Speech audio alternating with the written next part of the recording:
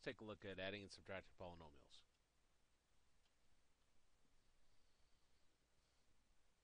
First thing we'll look at is what a term is. A term is a number,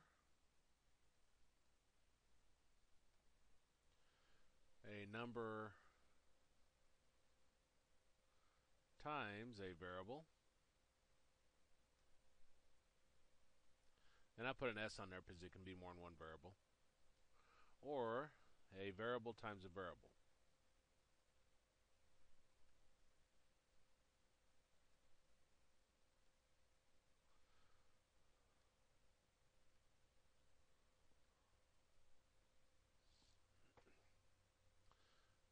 Now terms are separated by pluses and minuses.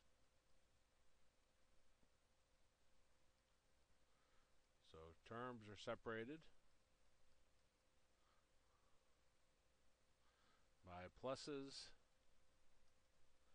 and minuses. Now if we have one term, that's a monomial.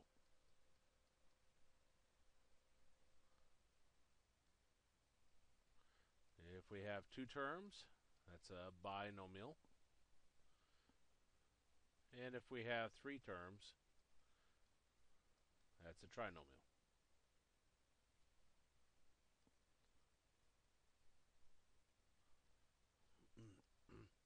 Now, a polynomial is when you have one or more terms.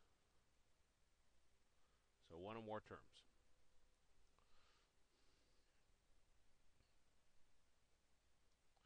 Now we have something called a coefficient. This is the number in front of the term.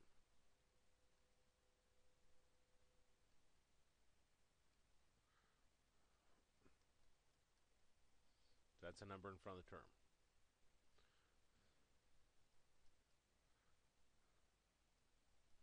We have our degree,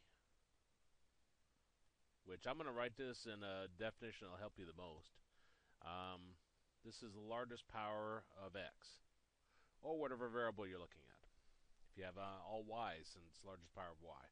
Now you handle this a little bit differently if you get two term or get a term with two variables in it.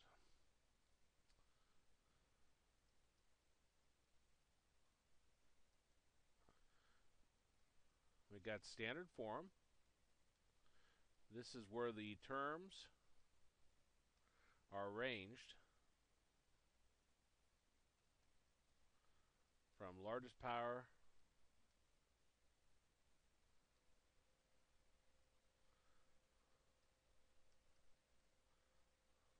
down to smallest power.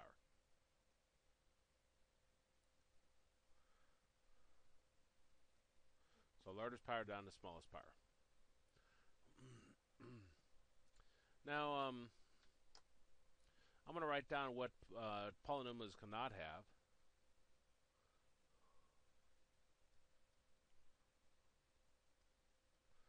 Polynomials cannot have. Now, I could actually sit here the rest of my life and write down all the things that they cannot have. But these are the three common ones you see in books. Polynomials cannot have negative exponents.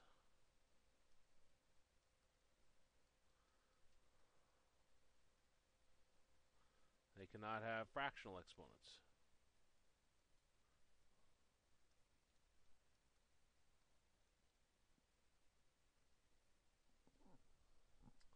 And they cannot have variables in the exponent, or variables in the exponent, variables in the denominator.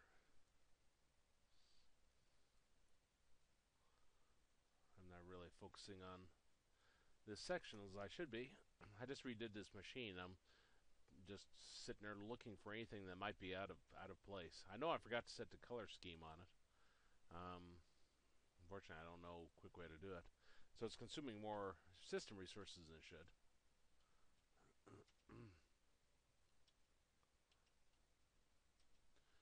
Well, let's look at our first problem.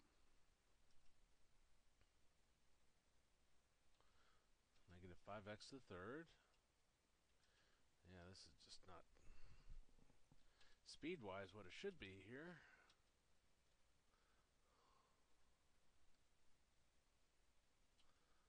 Okay. It says determine whether the given expression is a monomial. Monomial is one term. So it's yes or no. Well, this is one term, so this is a monomial. Doesn't have any of the bad stuff in here. Doesn't have negative exponent, doesn't have fractional exponent, no variables in the denominator. It says for those that are monomials, state the coefficient and degree. Coefficient is number out in front, which is -5, and our degree is the largest power of x, which would be 3.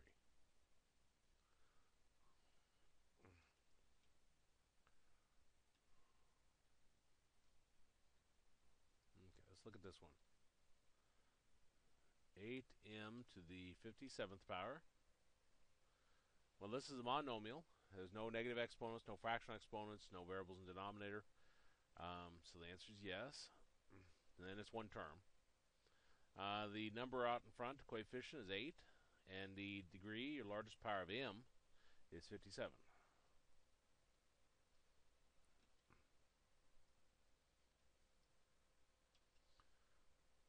Let's see, 2 over x to the third. Determine whether it's a monomial, still the same instructions. Well, the answer here is no. Remember, we can't have any variables in the denominator. Let's take a look at our next one, x to the -2. The answer here is no. Can't have negative exponents. And 1/7. Well, there's no negative exponents, no fractional exponents, no variables in the denominator, and it's one term. So this is yes. Now our coefficient, as weird as it seems, is the 1/7 itself, and the degree is your largest power of x. There is no x, so it's 0.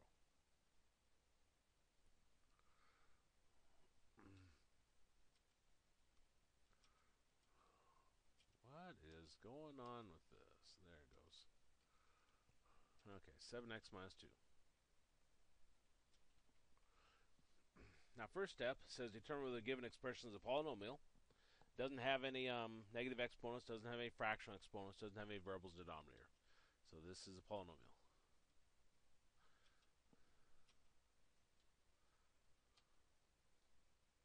Okay. If it's a polynomial, write the polynomial in standard form. This is already in standard form. Largest power down to smallest. Determine its degree. Degree is your largest power of x, which would be 1. And state if it's a monomial, binomial, or trinomial. It's two terms. Terms separated by pluses and minuses, so this is a binomial. And those would be our answers.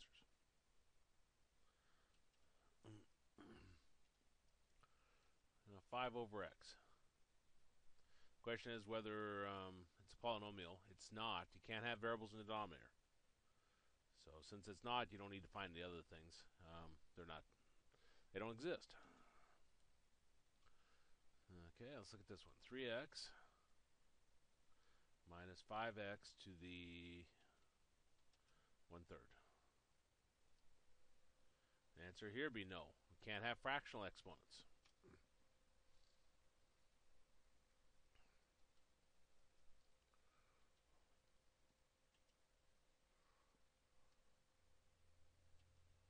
Let's see, 3x to the 5th plus 2x minus 7. First question, is it a polynomial? Yes, it is. There's no negative exponents, there's no fractional exponents, there's no variables in the denominator. Second part, write it in standard form. Well, this is already in standard form, so that's good as is. Next step, write down your degree. That's your largest power of x, which would be 5. And then state whether it's a monomial, binomial, trinomial. If it's none of the above, then a polynomial. Well, this has 3 terms, so this is a trinomial.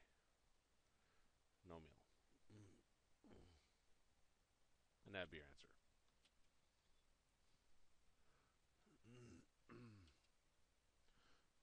And number 10.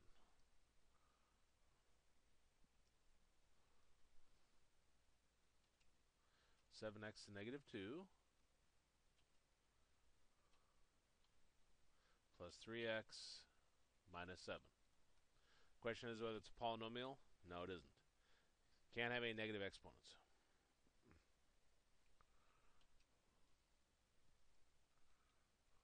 Number 11.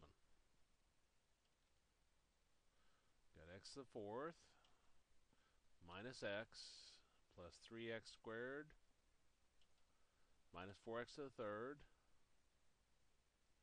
plus 2. Is it a polynomial? Yes, it is. It doesn't have any negative exponents, doesn't have any fractional exponents, no variables in the denominator. So the answer to this would be yes. Write in standard form from largest power down to smallest. So we'll have an x to the fourth, the x to the third next, x to the third comes next, the x squared, the x, and then the positive 2. Now notice as I rearrange the terms, the signs have to go with them. Like the negative that was before the 4x to the third goes with it.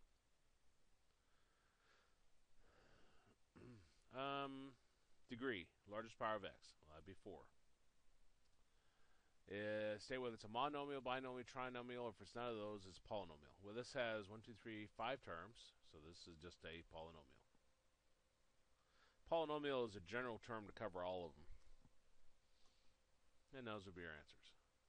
Let's start a new page here.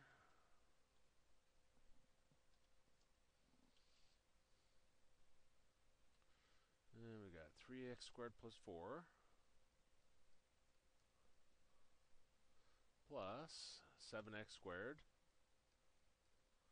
minus 5x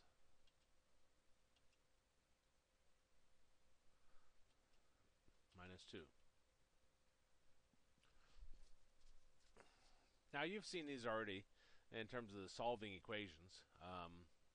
Now first thing I'm going to do, see how we got parentheses right here? Those parentheses aren't doing anything, so we can just drop them. So we got 3x squared plus 4. The second set of parentheses doesn't do anything, so we can just drop them. Now when I said you've seen these before, when we're adding, subtracting polynomials, this is adding of course, we're just going to combine together like terms. So I could rearrange these. I won't always do that, but let's put the 3x squared next to 7x squared. The negative 5x comes next, and then the 4 minus 2. Now like terms are the same variable, the same power. So we can combine those together, and we can combine these together. Now remember, to combine together like terms, you just add or subtract the numbers that are out in front. Well, 3 plus 7 gives us 10x squared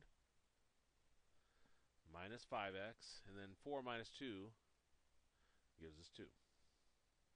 And that's our answer.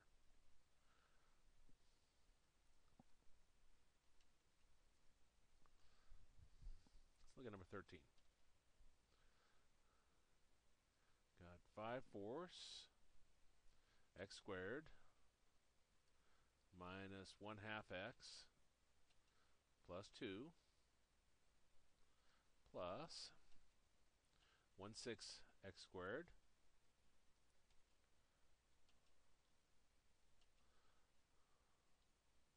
plus 5/3 x minus 7. Okay, the first set of parentheses isn't doing anything, so I can drop them. Second set of parentheses isn't doing anything, so I can drop them. I'm going to rearrange them so like terms are together. So I'll put the x squareds next to each other. So I got 5/4 x squared plus 1/6 x squared minus 1/2 x plus 5/3 x plus 2 minus 7. And I'm going to open up my window here because I just felt air come on, and it must be the heat. That's the only thing I can think of. Okay. Now to combine these like terms together, they have to have the same denominator. Here I got 4 and 6, so I'm going to rewrite each of those with 12.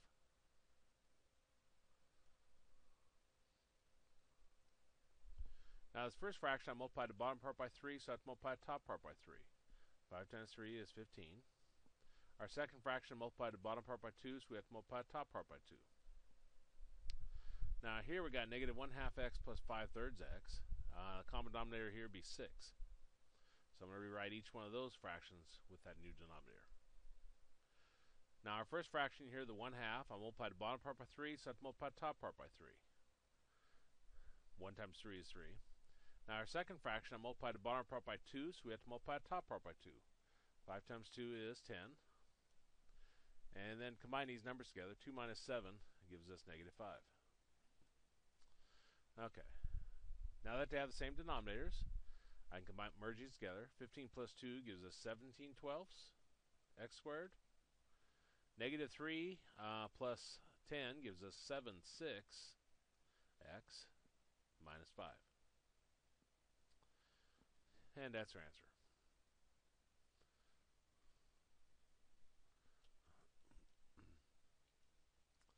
Let's look at subtraction. We got 9x squared minus 2x minus 5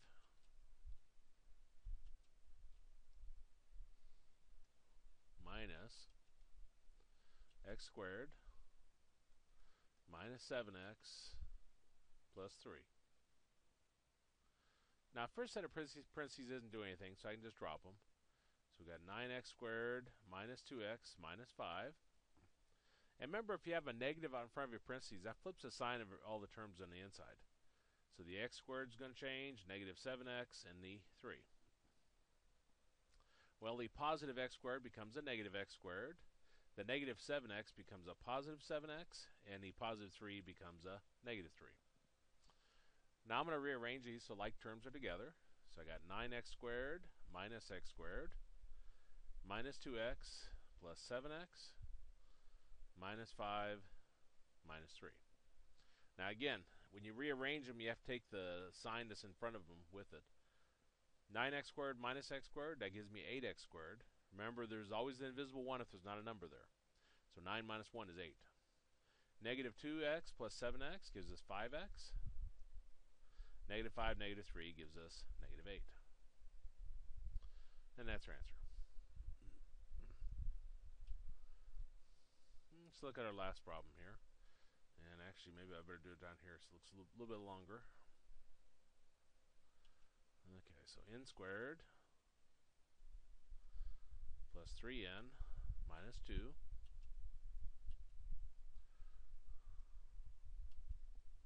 minus 4n squared minus n minus 1 plus negative 2n squared minus 5n minus 2. Okay, first set of parentheses isn't doing anything, so I can drop that. So we've got n squared plus 3n minus 2. Second set of parentheses, we have a negative in front of it. So that negative is going to flip the sign of everything on the inside. So this becomes a negative 4n squared plus n plus 1. Again, flips the sign of everything on the inside of the parentheses. Our last set of parentheses has a plus before it, so we just bring everything down and just drop the parentheses. Okay, I'm going to rearrange these so like terms are together. So I get n squared minus 4n squared minus 2n squared. And then 3n plus n minus 5n. And then minus 2 plus 1 minus 2. Combine together like terms. Here's a positive 1 n squared, so that's 1 minus 4 is negative 3, and negative 2 gives us negative 5 n squared. Now this one, we've got 3n plus n gives us 4n minus 5n gives us minus n. Negative 2 plus 1 is negative 1, and negative 2 gives us negative 3. And that's our answer. And that's actually the end of the section 2, I believe. Let me check.